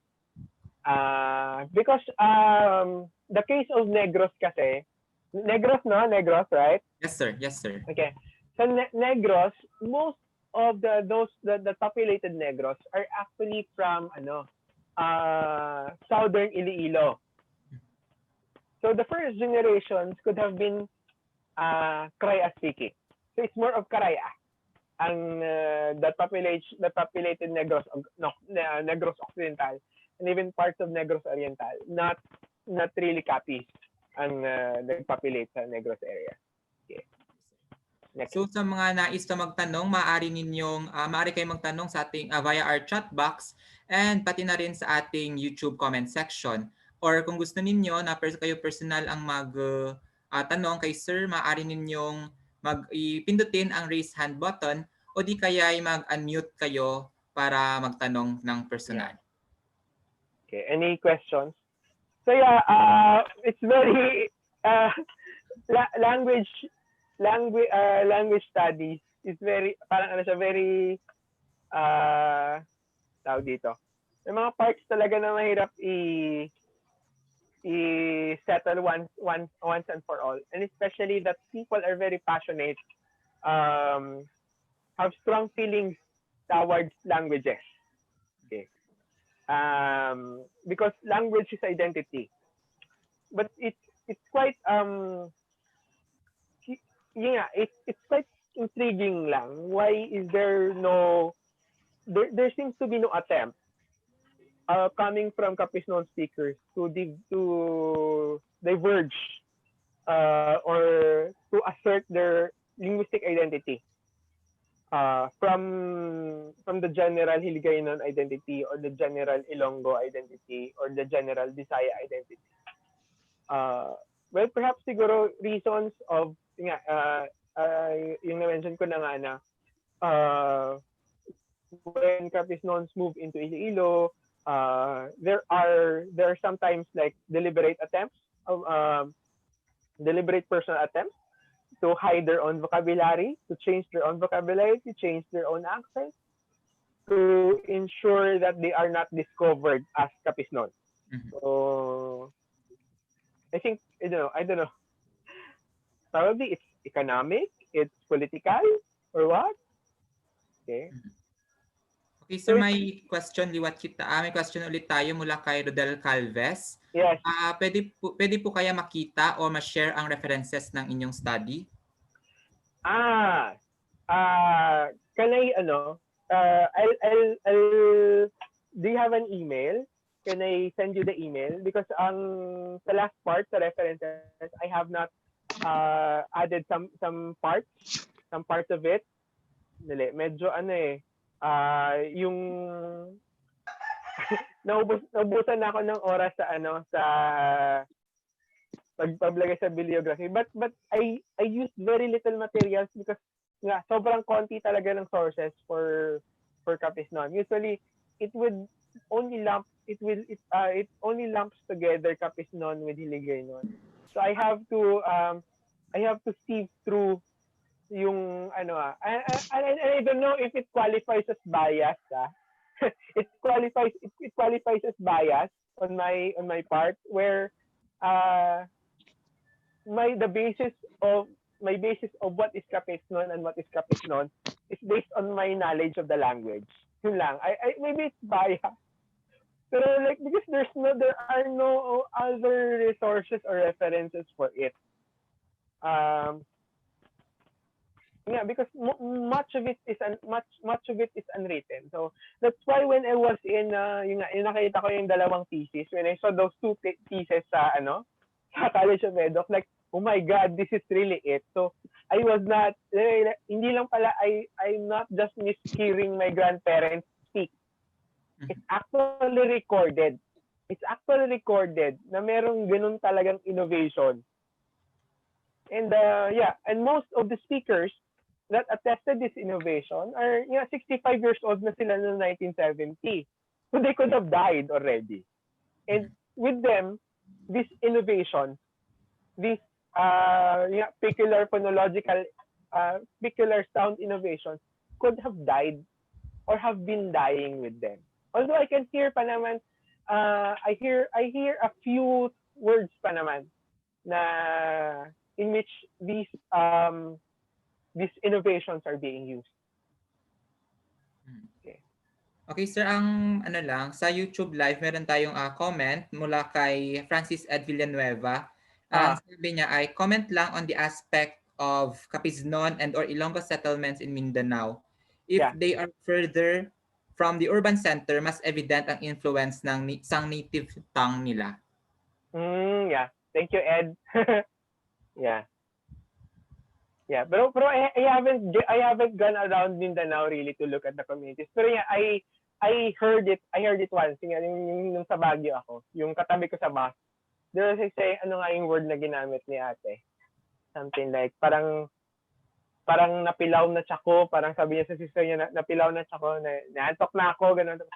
Tapos yung para yung nagaano pa yung tenga ko, yung because of the altitude, yung hindi pa makarinig mabuti yung tenga ko. Tapos sabi ko, excuse me, ma'am, taga diin ka mo, taga saan kayo? Tapos, taga Mindanao. Pero bakit ma'am, bakit pagsalita kayo para kayong Panit-Alanon? Sabi niya, ay, sir, kasi ang grandparents namin from Panit-Ano. Boom!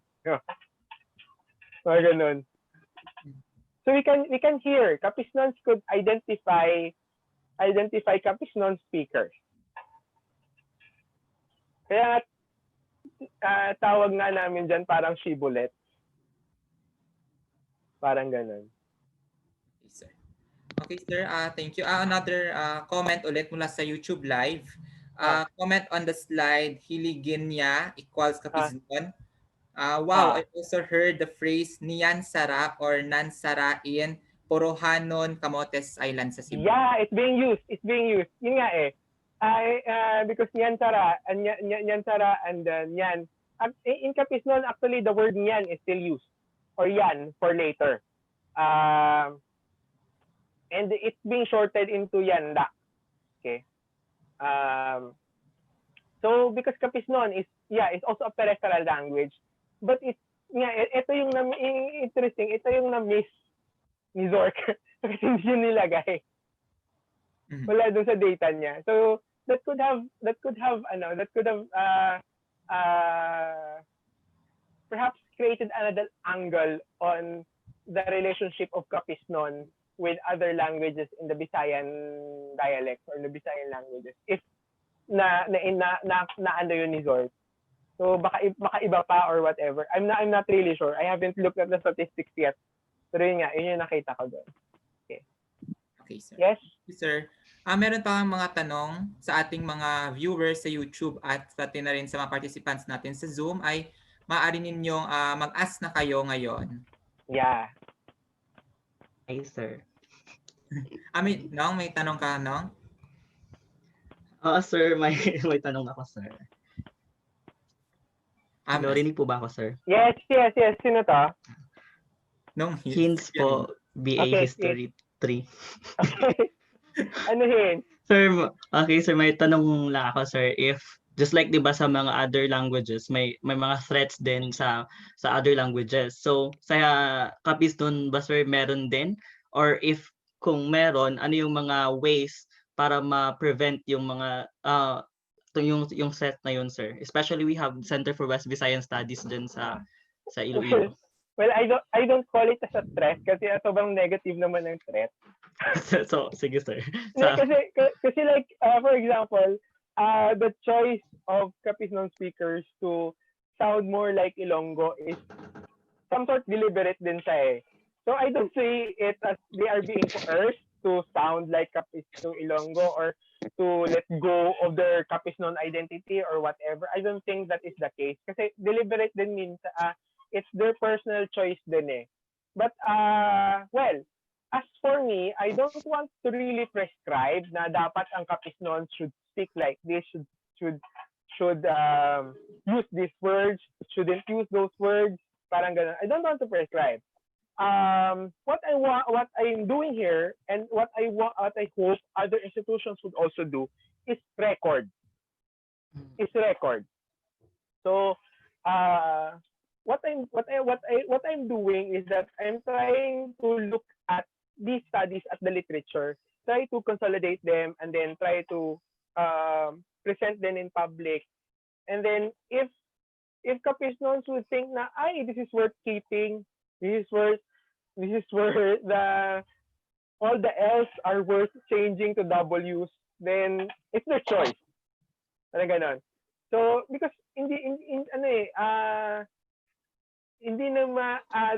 there are other languages in the Philippines that are in a worse state than Capiznon.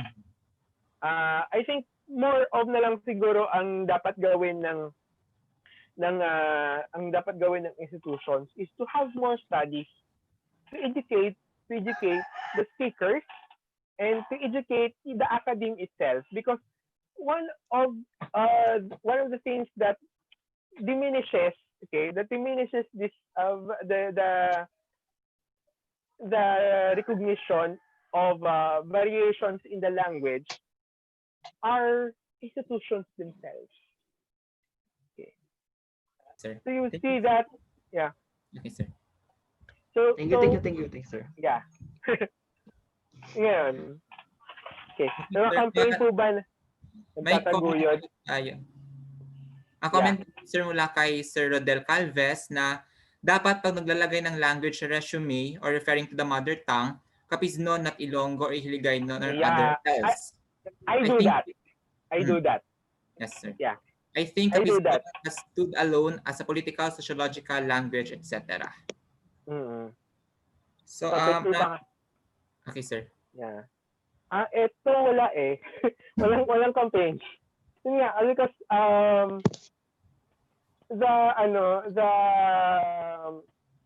there is no campaign because yung centralization ng regional academy is still in Iloilo. And unlike say for example Kinaraya or Aklanon, hindi ganun ka-strong ang pag-exert on the part of Capiznon to be separate. Kasi yun nga, mahirap din kasi yung hindi ganun ka-distinct yung language, although yung may nare-record na ganyan. And Capiz itself is multilingual. Parang if you're going to go to look at what is a straight Capiznon or what is like tawag dito, parang Capiznon core area, you'll only be left with 4 or 5 towns out of the 16 towns and 1 city. So parang wala siyang enough popular support, should we say that. Hindi niya kayang makipagbardagulan, ganon. Yan. Okay, sir. Hindi niya kayang makipagbardagulan. Yeah. Okay, sir, thank you. And from YouTube Live ulit, sir, mula kay Ritz Castillo. Does each Capiz town have its own Capiznon dialect and accent? Well, it depends kasi kung which town, like for example, towns that are closest to Aklan will sound more Aklanon. Those towns that are closer to Pasig will sound more Karaya. And towns closer to Sara would sound more Ilonggo. So, it depends kung gaano kakalayo. Pero like, towns like Sigma, for example, parang Oton din. Di ba sa Oton, may parts na Kinaraya, may parts na Hiligaynon. Sa Sigma parang ganun din. The town area was more of Capiznon. The other barangays are Aklanon. Parang ganun. Pero may maraming areas of divergence. Kasi nga, I think Visayan languages themselves have intense borrowing ever since. Kaya si Zort nahihirapan mag-classify. Kasi sobrang intensive yung borrowing. Capiznon, titingnan mo, ilan yung words ng Capiznon for ilan yung words ng Capiznon for nang, for the possessive particle. Ang dami, it, sang, sing, ka. And those come from different sources. The pronouns seem to come from different sources. Kaya mahirap din maglagay ng boundary. But siguro in each town, siguro you can compare like say one town poblacion to another town poblacion. Siguro may distinctions na. Pero say between one border barangay to another border barangay, wala. Okay. Sir, thank you, So, sir. Next yeah. from Zion Del Rosario. I think na-answer mo na siya, sir, or wala? Yeah. Okay, sir. Okay, na-answer. Next kay Mr. Francis Ed Villanueva ulit via YouTube Live. Yeah. How languages evolve over time? Do you consider the integration or incorporation of other languages with each other a positive or negative phenomena? Incorporation of I do not really see it as negative. Kaya when I'm doing this, I try to be clear na I am not doing this to make people to force people to speak Capiznon less Hiligaynon or less Ilonggo. Because mixing, borrowing of languages is normal. But why people borrow or why people prefer one language over the other, that is a subject of analysis. Okay, So, I don't want to say na negative siya or positive kasi language is also a personal choice eh. So, I cannot say na negative pa naghahalo-halo yung wika because in the first place all our languages are mixed in one way or another. So wala namang pure na wika, wala namang ano. Pero nga what we need to do siguro in the academe is that we become we become more informed that there is more variations than what is than there are more there are that languages vary. Yun lang ang sa akin. Hindi negative at hindi rin naman positive na hahalo-halo ang mga wika. What is negative or what is not good is when people face consequences for their language choices. Parang ganon. Okay, sir. Thank you, sir. Yes. Comment ulit mula kay Sir Rodel Calves na I think ang mother tongue based sa DepEd could be a good campaign to establish the distinction of Capiznon as wika. Yes, it actually is. Pero I don't know. I heard this before that one of the problems naman is that sometimes the materials are on a regional level. So on a regional level, they're not really familiar with the distinctions town per town because supposedly mother tongue based as what I learned from Sir Ricky. Hello Sir Ricky, I hope you're watching. Sir Ricky Nolasco. Ang MTB MLE was supposedly supposedly community based. So ang problem is if it's community based, the material should be done by the community. But DepEd works sometimes at a top to bottom approach. So if you have a publisher for MTB, where are publishers? Where do publishers come from? Centralized pa rin eh. So if the publishers themselves are not really familiar with the intricacies of the languages from each town to another, and they reproduce materials that are the same all throughout, instead of encouraging diversity, you are actually enforcing uniformity.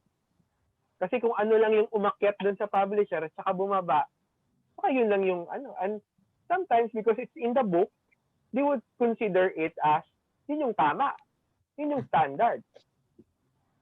So dapat sa MTV MLE or sa MTV, dapat based talaga sa community. Should be a strong there is a strong parang consultative relationship between the community and the school. Hindi sa division level, hindi sa district level, sa community level mismo. Yun. Okay. Thank you, sir. So kung meron pa kayong mga tanong, bibigyan lamang kayo namin ng additional 2 minutes para magbigay pa ng katanungan. Yes. I think there's a radio broadcast kay Marlo. It's usually here's the thing. Kasi most radio stations, especially for example Bombo Radio, some anchors use Capiznon words. Some don't. Why? Because some of them are usually educated in Iloilo. Okay. May journalism program ba sa ano? Parang wala eh. May journalism program ba sa Capiz? I'm not really sure if there is. So usually since the academic language is Hiligaynon, so many of the broadcasters would speak Hiligaynon, Ilonggo. Okay. And secondly, also interesting this interesting moment, for example, if yung sa lunch time, if they would tie up with other regional stations, Bacolod, Iloilo, Capiz, Bacolod, Iloilo, Rojas, and then they have Aklan. It's really interesting because it's only Aklan that refuses to speak. It's only Aklan that speaks Tagalog. The rest would speak in Hiligaynon, which is based in the Hiligaynon na Ilonggo. There's also one instance sa Facebook account ng isang radio station. They use the word tay-tay to refer to the bridge. And then it's because it's a Rojas-based, Capiz-based station, and it refers to an event in Panitan. I was laughing because like the Panit-Ananons were bashing the article. Why? Because it used tay-tay instead of tulay. Because tay-tay is not used in Capiz. It's rarely used in Capiznon. The correct word is tulay. So like may mga comments doon na tay-tay ka man sa timo, mang. Anong tay-tay sa imo? Anong tay-tay yan? Anong tay-tay pinagsasabi? Anong tay-tay pinagsasabi mo? Ganon. Okay.